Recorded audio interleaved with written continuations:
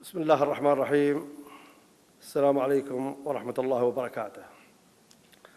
أبغى أتكلم أنا باللغة الإنجليزية لأنه موجودين بعد كثير وأنتم تجدون اللغة الإنجليزية والله الموفق إن شاء الله.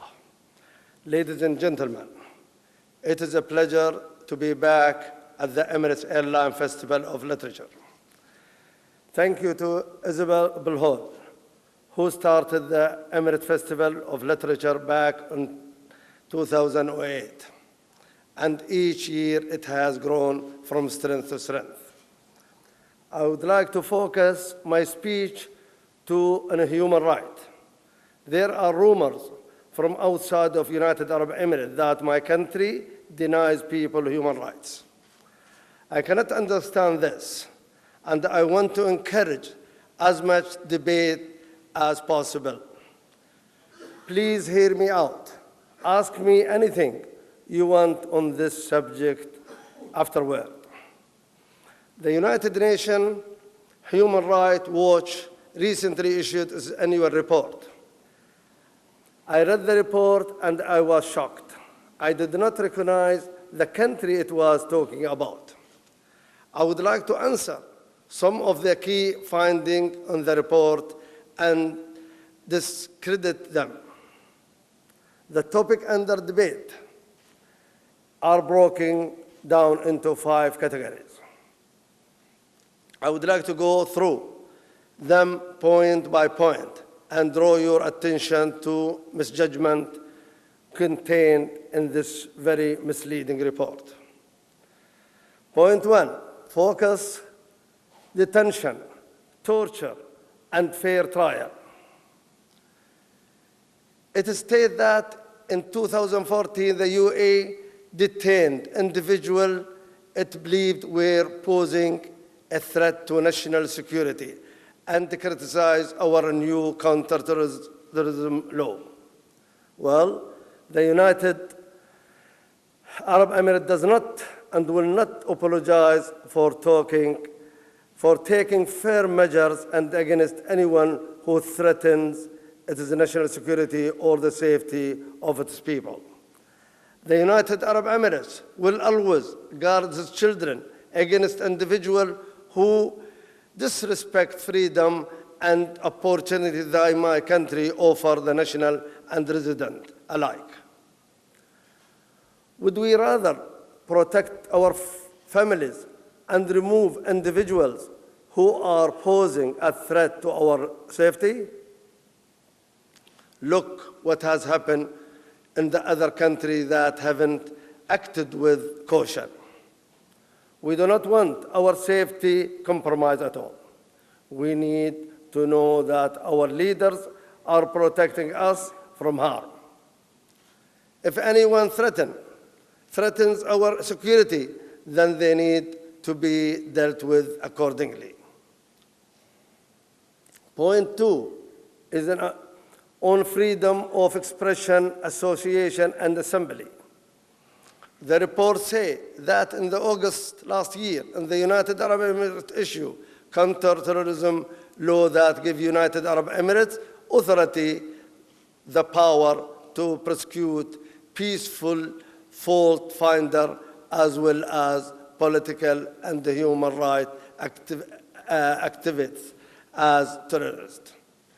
In the United Arab Emirates resident and citizen alike enjoy freedom to practice their religion and culture and the way they like to do with respect to the country and our culture. But we will absolutely not permit recruits from Islamic State, Daesh, Al-Qaeda, or a group associated with Muslim Brotherhood or any terror group or militia hand out recruitment flyer to our youth in parks. As for freedom of expression, we enjoy privilege of being able to approach our leaders who are always open to constructive criticism and to talk about our issues. Look, the so-called freedom of expression has done in the big city in the West too. terrorists are free to hand out leaflets in the street, in the parks, in malls, and everywhere. How can this be allowed? Is this a human right? If they are recruiting and training terrorists right in the front of the citizen, then there is no hope.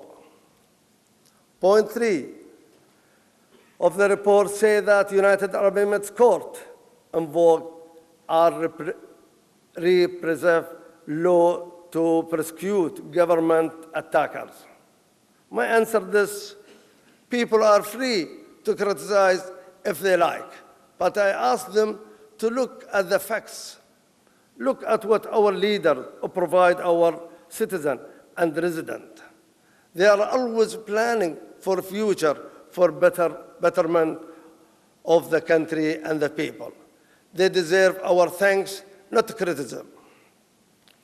The United Arab Emirates, just over 43 years old, and look what has achieved.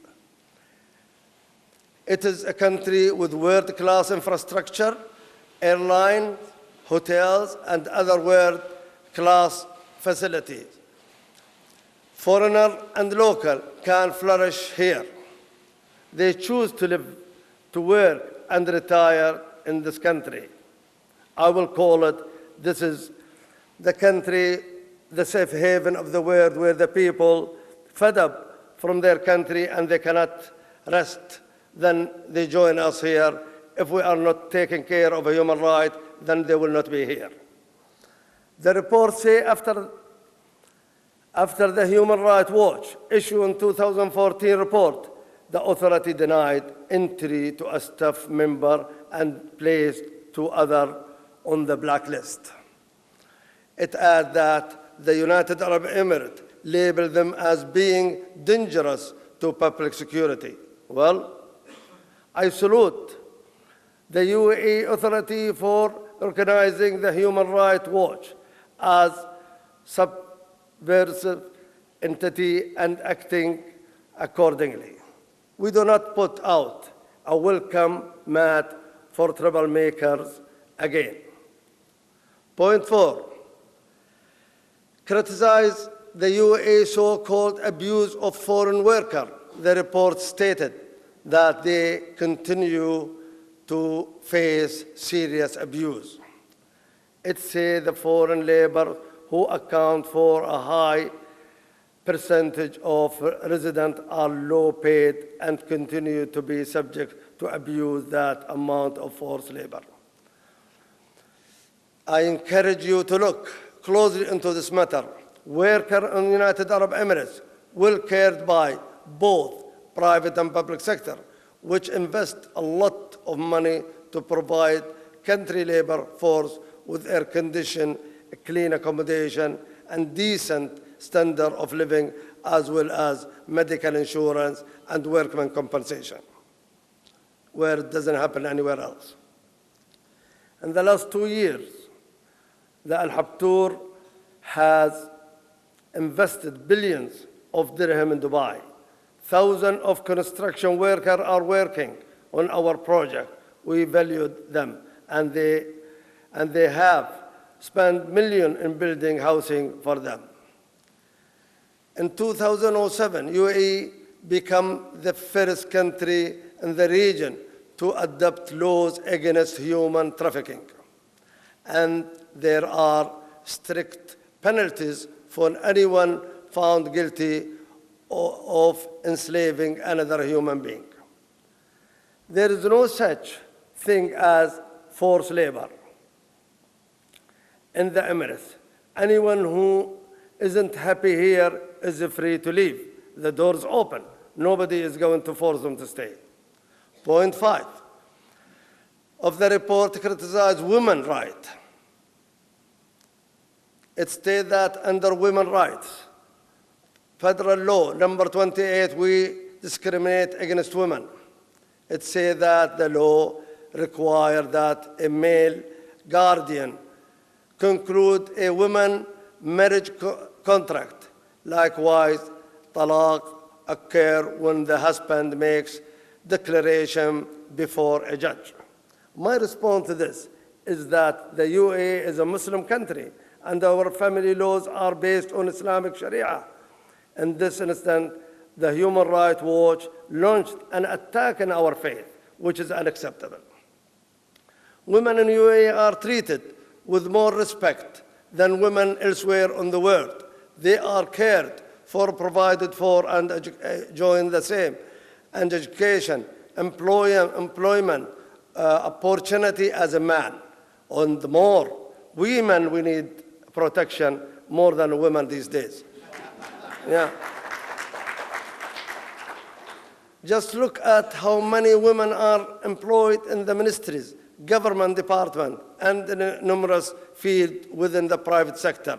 There are 4 women in the UAE cabinet. Plus, we are proud of our female pilots and several in the member of parliament in our National Assembly. Enough is enough. I will not tolerate the defamatory attack on my homeland by a committee based in New York under the false concern for human rights.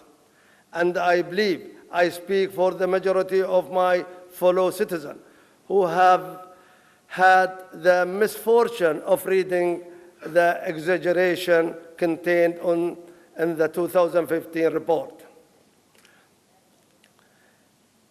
In some instances, the allegations are so outlandish.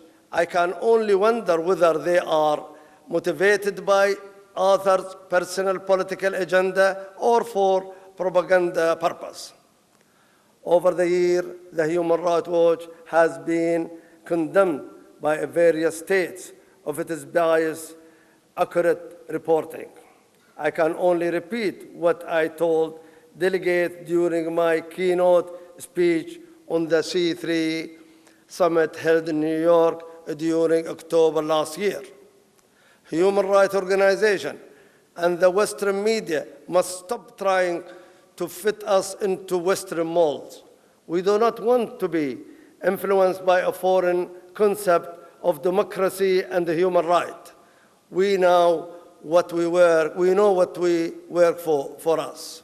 Everyone is welcome to United Arab Emirates, with exception of representative of Human Rights Watch or anyone else who arrives with intention of making biased and truthful attack on my country that being recognized over and over as a model to be eliminated by the entire world. Let me conclude by asking you a question.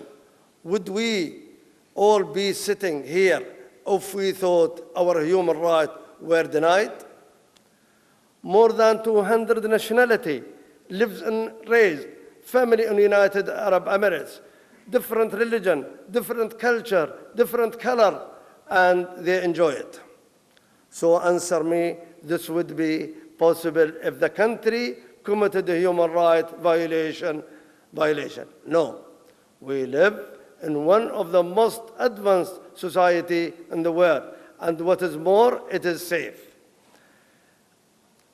I think I will say thank you to all of you to listen to my speech, and I thought to comment on this report. Thank you very much, ladies and gentlemen. Shukran. Good.